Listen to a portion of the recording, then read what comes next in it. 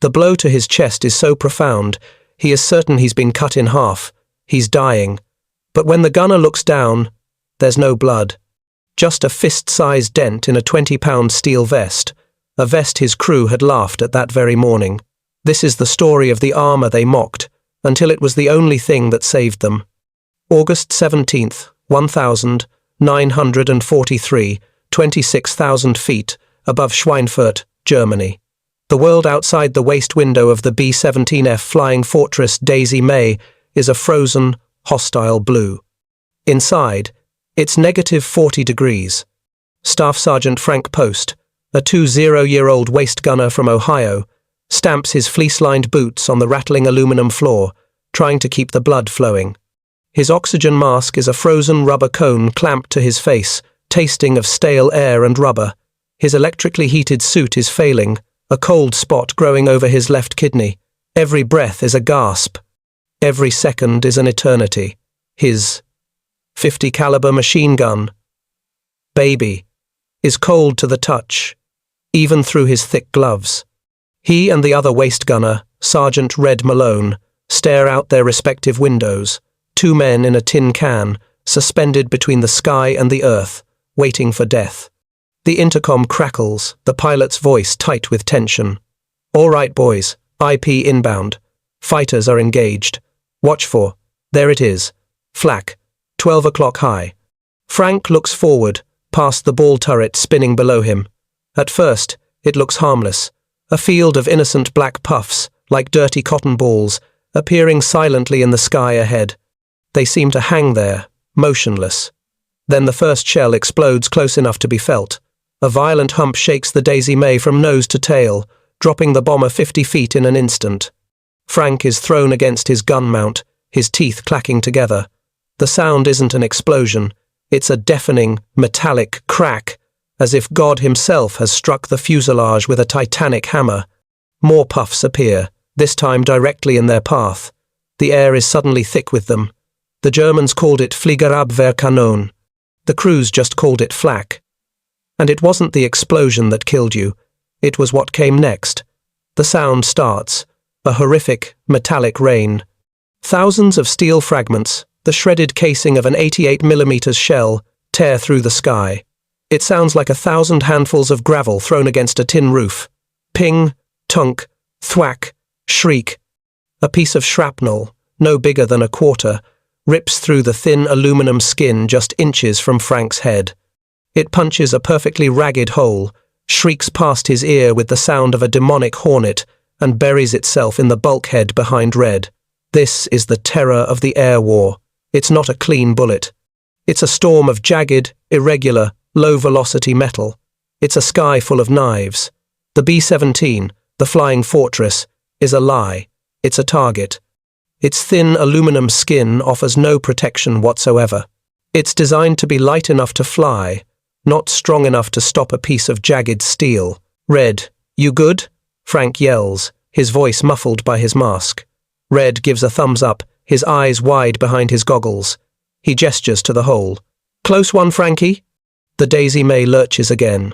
The black clouds are everywhere now, a suffocating, unavoidable barrage. The smell of cordite floods the cabin, acrid and sharp, even through the oxygen masks. This is Flak Alley.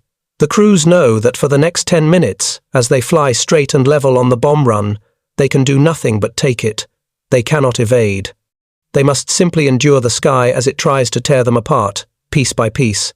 Another concussion rocks them. This one is closer. Frank feels a spray of something hit his legs. He looks down. It's not blood. It's hydraulic fluid, leaking from a severed line. Then he hears it. Not a yell, a wet gasp. He looks across the fuselage. Red is no longer standing. He's slumped against the bulkhead, his back to the window. "Red." Frank unclips his tether and stumbles across the vibrating deck. Red looks down at his chest, his expression one of pure, bewildered surprise. There isn't a large, dramatic wound. Instead, his fleece-lined A2 jacket is peppered with small, dark, wet holes. A spray of low-velocity shrapnel, fragments from a shell that burst 30 yards away, has torn through the side of the bomber as if it were paper. The fragments weren't fast enough to exit his back. They were just fast enough to enter. Frank grabs him. Medic! Medic on the intercom! Red's hit! Waist gunner is hit! He pulls open Red's jacket. It's a butcher's shop. The fragments, slowed by the air and the fuselage, hadn't killed him instantly. They had simply torn into his chest and abdomen, severing arteries, shredding organs. This was the impossible part of the journey. They were still 10 minutes from the target. And 3 hours from home, Red would be dead in 5 minutes, bleeding out on the frigid floor. Frank Post looked from his dying friend to the small, insignificant holes in the fuselage. A bullet, he could understand. A 20mm cannon shell, he could respect. But this was different. This was death by 1,000 cuts, delivered by scraps of metal that a man could, perhaps, stop, if only he had something to wear. Red Malone's death was not an anomaly.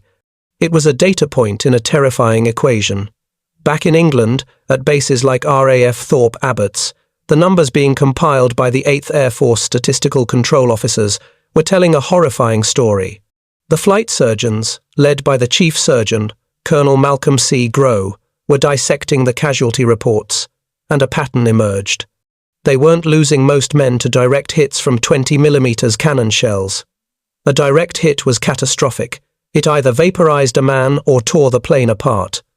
No, the real epidemic was what happened to Red Malone. Colonel Grow's analysis showed that a staggering 70% of all combat wounds in the air war were not from bullets, but from low-velocity, low-energy flak fragments or small-caliber machine gun rounds that had lost most of their velocity after punching through the bomber's thin aluminum skin. The problem was physics. A German 88mm shell exploded outwards, shattering its casing into thousands of jagged pieces. These pieces started fast, but their irregular shapes meant they bled speed rapidly in the air. By the time they reached a bomber, even one just 50 yards from the blast, they were no longer kinetic projectiles. They were flying shards, tumbling end over end. They were just fast enough to get in. Like a swarm of tiny, blunt spears, they would punch through the fuselage, through the heated flying suits, and lodge themselves in the bodies of the crew. They didn't pass through. They tore, ripped, and settled. The result wasn't a clean wound. It was massive internal trauma, perforated intestines, and severed arteries. Grow's most chilling statistic was this: a significant percentage of the men listed as killed in action had actually been alive when their bombers landed. They had bled to death, slowly, over the 3-hour, impossible journey home. They died in the arms of their friends, on frigid aluminum floors, just minutes from medical help. The problem wasn't stopping a cannon shell. The problem was stopping a piece of metal a man could hold in his hand. Back in the United States, this data was sent to the Wilkinson Sword Company, famous for its razors. Working with Grow's specifications, they began experimenting. They needed something light enough to be worn, but strong enough to stop these specific threats. They layered plates of manganese steel, known for its high-impact strength and resistance to shattering, into a heavy canvas vest. The result was the Flyer's Vest M1. It was heavy over 20 pounds. It was clumsy. It was stiff. It looked like a medieval curiosity, a high-tech hauberk of steel plates sewn into a thick, uncomfortable vest. When the first crates of M1 vests arrived at the bomber bases in late 1943, the crews looked at them with utter contempt. Imagine 20-year-old Lieutenant Ken Brick Miller, a pilot on his 15th mission, being handed one. He picks it up. The weight is absurd. "What's this, Major?" he asks the supply officer. "New issue, Lieutenant. Flak Vest. Colonel Grow's orders. All crews wear 'em." Brick laughs. The other members of his crew, gathered around, chuckle with him. They're already weighed down by 40 pounds of gear: parachute, harness, helmet, oxygen mask, heated suit, 45 pistol. "And now this? You want me to fly in this?" Brick grunts, trying it on. It constricts his chest. He can't move his arms freely to work the yoke. His co-pilot, a kid from Brooklyn, taps the front plate with his knuckle. Tunk, tunk. "What's this supposed to stop? An 88? 'Cause it looks like it'll just make a bigger hole." Another gunner chimes in. They call it a flak vest? My old man's got a better fishing jacket. The mockery was instant and universal. They were turtle shells, Gro's Folly, the Iron Maiden. The fatalism of the crews, who already knew their chance of surviving 25 missions was statistically abysmal, was absolute. They believed that if a shell had your name on it, it had your name on it. This heavy, stupid vest was just extra weight. It was a joke. It was something some rear echelon colonel who had never seen combat dreamed up to justify his paycheck. Most crews did what they were told. They signed for the vests. Then they promptly threw them under their bunks, or left them in their B4 bags. Some waist gunners, like Frank Post, who had seen men die, were curious. But even they found them too restrictive. You couldn't pivot. You couldn't swing the heavy. 50 calories fast enough. It was better, they reasoned, to be fast and unprotected than slow and still unprotected, because everyone knew these vests couldn't stop a bullet, and in their minds, bullets were what killed you. They hadn't yet understood what Colonel Gro understood. They hadn't seen the data. They only had their experience. And so, for the first few weeks, the life-saving invention was treated as junk. Just one more piece of useless equipment, another burden in a war already full of them. That is, until a raid over Bremen changed everything. November 26th, 1943, 25,000 feet, over Bremen, Germany. For Staff Sergeant 2nd Class T.S. Tim Brophy, a ball turret gunner with the 306th Bomb Group, the world was a transparent, freezing hell. He was crammed into a plexiglass sphere hanging from the belly of a B-17, a position so exposed it was known as the death seat. Below him, the port city of Bremen was an indistinct map, wreathed in smoke and, now, punctuated by the black blossoms of 88mm flak. Tim was a replacement, new to the crew. On the briefing table that morning, the squadron's operations officer, a major with tired eyes, had made a new announcement.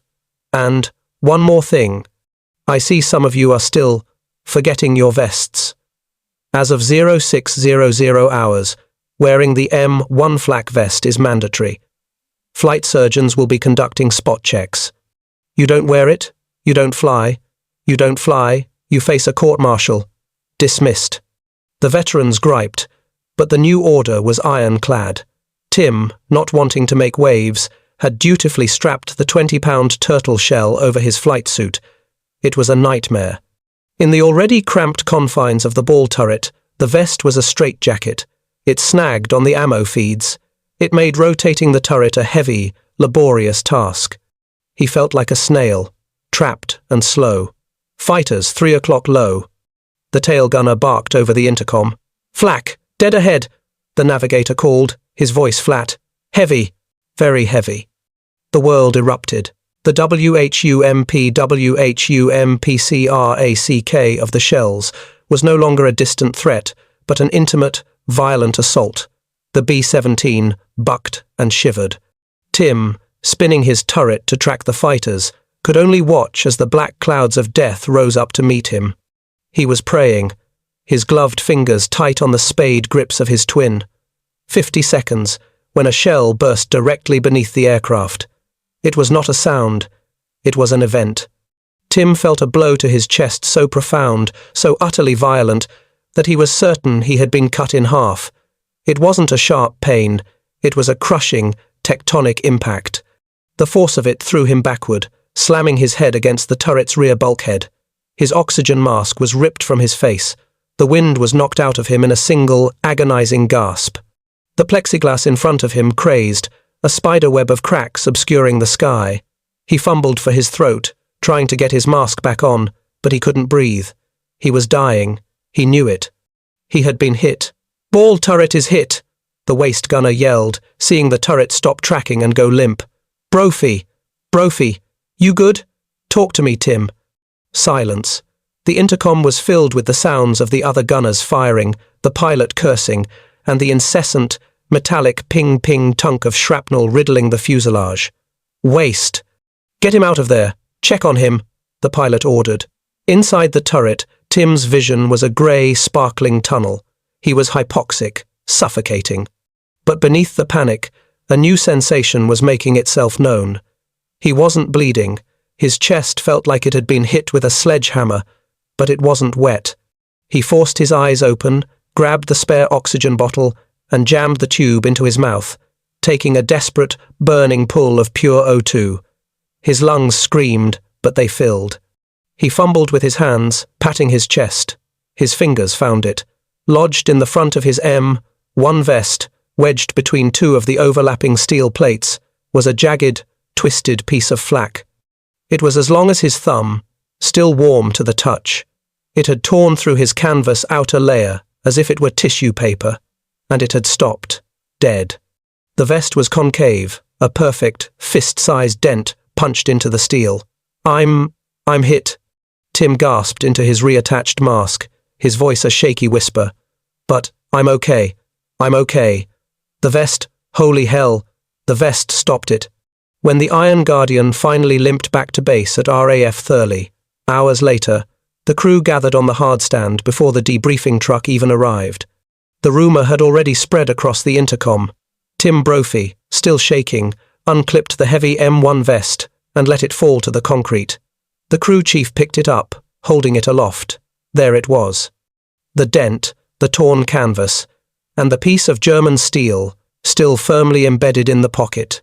Lieutenant Brick Miller, the pilot from the other squadron who had called them turtle shells, was there, having just landed his own ship. He walked over, his usual smirk gone. He looked at the vest. He looked at Brophy. He looked at the jagged piece of flak. Then he reached out and touched the dent, as if confirming a miracle. "Well, I'll be a son of a bitch," Miller whispered. By nightfall, the story was in every Nissen hut, in every officers' club, at every bomber base in the 8th Air Force. The turtle shells were pulled from under the bunks. They were wiped clean. That night, for the first time, maintenance crews were seen painting nose art on them. Airmen were carefully sewing Lucky Charms and girlfriends' pictures onto the canvas. The joke was over. The laughter had stopped. Colonel Grove's folly wasn't just a piece of equipment, it was a second chance. The story of Tim Brophy's chest hit was a spark in a tinderbox. Within 8 hours, the entire culture of the 8th Air Force had changed. The turtle shells were no longer junk. They were gospel. At 0400 hours, 2 days later, the scene in the briefing huts was starkly different. The air was thick with the smell of stale coffee, cigarette smoke, and the nervous energy before a mission to the heavily defended yards at Ham. Staff Sergeant Frank Post, the waist gunner who had watched Red Malone bleed out, sat on a wooden bench, his crewmates around him. This time, his M1 vest wasn't under his bunk, it was on his lap. He ran a gloved hand over the canvas, feeling the rigid steel plates beneath. It was still 20 pounds, it was still clumsy. But now, it wasn't a burden, it was a shield. He thought of Red, of the small, insignificant holes that had taken his life. He looked at the vest. This, he thought, was 20 pounds of no, 20 pounds of defiance. He wasn't alone. All around him, men were meticulously adjusting straps, helping each other lift the heavy vests over their fleece-lined jackets. They cinched the buckles tight, a new ritual added to the pre-flight checklist of parachute, harness, helmet, vest. It had become a piece of armor, not just for the body, but for the mind. It was a tangible object in a war of abstracts, something to trust when the sky was trying to kill you. The effect was immediate and undeniable. Flight surgeons, who had once dreaded the bloody triage after every mission, began to see a new kind of casualty. Men were still coming back hit, but now they were walking off the planes. They would come into the debriefing, still shaking from adrenaline, and unclip their vests. "Took one, Doc," a tail gunner would say, his voice nonchalant, pointing to a massive spider-webbed dent in his backplate. "This one's got my name on it," a bombardier would laugh, pulling a jagged half-pound of shrapnel from a canvas pocket that had been torn open. The Flak Club was born. It was an informal, but elite, fraternity. The price of admission was a life saved. In the mess halls, men would compare their vests, the dents and tears becoming badges of honor, stories of impossible survival. This one was over Schweinfurt II, a man would say, pointing to a deep crease. This one was a 20 mm fragment over Berlin. The statistics that Colonel Groh had obsessed over began to shift dramatically. His 70% casualty rate from flak began to plummet. He estimated that in the first year alone, the vests saved thousands. Not just from death, but from the $1 million wounds that would have sent them home. These vests were keeping experienced, veteran crews in the fight. But the design wasn't perfect. The M1 was a success for gunners, but pilots and co-pilots despised it. The stiff, heavy plates made it nearly impossible to work the delicate rudder pedals or to lean forward and reach the overhead switch panels. The solution was rapid, battlefield-driven innovation. If the pilots wouldn't wear the M1, the engineers would make something they would. They developed the M3 flak apron, a vest that protected the front, with 2 detachable apron flaps that hung down, draping over the thighs and groin, protecting the vital femoral arteries from shrapnel coming up through the floor. For navigators and bombardiers who sat at tables, they created the M4, a full frontal apron that hung from the neck and could be released with a single, quick-release pull tab if they needed to bail out. The vest was evolving. It was no longer a one-size-fits-all solution, but a tailored system of survival. It had proven itself against the sky of knives. But now, it was about to face its ultimate test. The concentrated, brutal, point-blank hell of a fighter attack, the 20th of February 1944. 23,000 feet, deep inside Germany. This was Big Week. The 8th Air Force was throwing everything it had at the German aircraft industry, and the Luftwaffe was rising to meet them in a desperate, suicidal fury. For Staff Sergeant Frank Post, this was his 19th mission. He was a veteran now. The fear was still there, a cold knot in his stomach, but the naivety was gone. He no longer scanned the sky for puffs of flak. He scanned it for the glint of a fighter's canopy. He and his new waist gunner, a 9-year-old from Brooklyn named Jonesy, both wore their M1 vests as if they were a second skin. Bandits, 1 o'clock high. Me 109 seconds, dropping flares. Here they come. It wasn't a formation. It was a swarm. The German fighters, ignoring the escorts, dove directly into the heart of the bomber box, guns blazing. This wasn't the impersonal, random death of flak. This was a duel. A yellow-nosed Messerschmitt 109G, its engine screaming, flashed past Frank's window in a head-on pass, its tracers close enough to touch. Frank hammered his 50 calories, following it, but the fighter was too fast. It looped under them. "He's coming up, 6 o'clock low," the tail gunner screamed. "Belly attack." "I don't see him," the ball turret gunner yelled. Then a Fokker-Wulf 190, a butcher bird, appeared from nowhere, leveling off at their 9 o'clock. It wasn't firing at Frank. It was aiming forward, at the radio room. Frank saw the wink of its wing root cannons. The sound was not a ping. It was a catastrophic, deafening brrrraapthudthud. A string of 20 millimeters, Minengescho's high explosive, mine shells, tore through the B-17's thin aluminum skin just forward of the waist. They were designed to penetrate before exploding. One of those shells did exactly that. It burst inside the radio room. The world vanished in a flash of white light, smoke, and unbearable sound. Frank was blown off his feet, hurled against the opposite side of the fuselage. His ears screamed. The cabin was instantly filled with a swirling nightmare of black, oily smoke, hydraulic mist, and the smell of ozone and burning. The radio operator, a man named Sparks, was gone. His station was a mangled, burning wreck. The shell had detonated less than 5 feet from him. Frank scrambled up, his heart pounding. "Jonesy! Jonesy, you hit!" Through the smoke, he saw the kid. Jonesy was on his knees, staring wide-eyed at his own chest.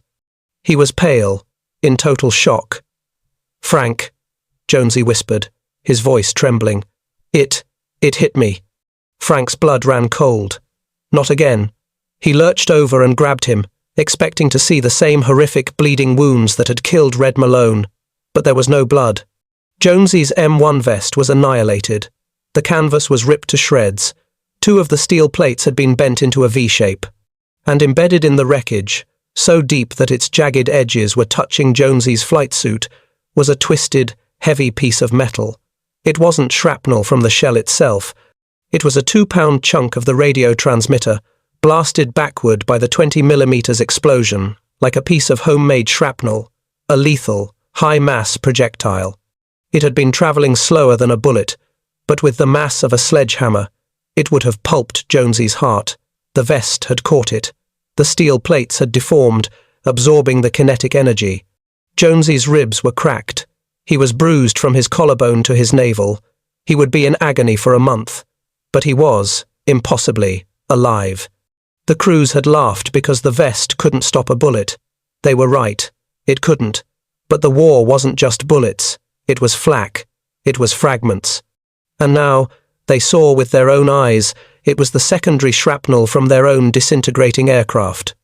The vest was the only thing standing between a man and the cloud of flying metal that his own bomber became when a 20mm shell came to visit. Frank Post looked at the mangled vest, then at the burning radio room, then at the wide, terrified, living eyes of his new gunner. The impossible journey home had just become possible. When the Daisy May landed at Thorpe Abbotts that evening, it was a flying wreck. 2 engines were out. The radio room was a gaping, blackened hole, and the tail was shredded. But the crew manifest was intact. All 10 men had started the mission. All 10 men returned. The base flight surgeon, a captain named Harris, personally cut the ruined M1 vest off Jonesy. The kid was pale and shivering, but he was breathing. As they loaded him onto the meat wagon, not for the morgue, but for the infirmary, he held up the 2-pound chunk of transmitter that had been pulled from the vest. "Souvenir," he choked out, before a fit of pained coughing took him. Frank Post watched him go. He was exhausted. His hands were black with soot and cordite. He looked at the tattered, mangled, 20-pound vest in the surgeon's hands. It wasn't just a piece of armour. It was a mathematical miracle. Red Malone had died from a handful of small, low-velocity fragments. Jonesy had just survived a point-blank, internal 20mm explosion. The vest was the only difference.